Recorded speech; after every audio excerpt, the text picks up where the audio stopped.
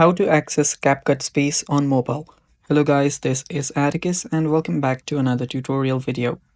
In today's video, I'll teach you guys how you can access CapCut Space on your mobile. So without any further ado, let's dive right into it. So the first step here is open up your CapCut. Make sure you're logged in into your account.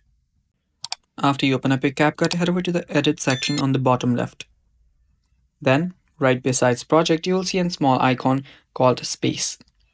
Tap on the blue space option, and after you tap on it, here you will be able to see your space. You can add another space if you want to by creating a space or by simply joining one. So I'll just head over to my pre-existing space, and here you can see different things that I have on my space. Now there you can see how many storage it has, taken, how many brand kits, brand templates and stuff like that.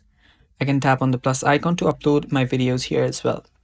And that's how you can access your CapCut Space on your mobile. Thanks for watching guys, that is all for today's video. Stay tuned for more and bye-bye.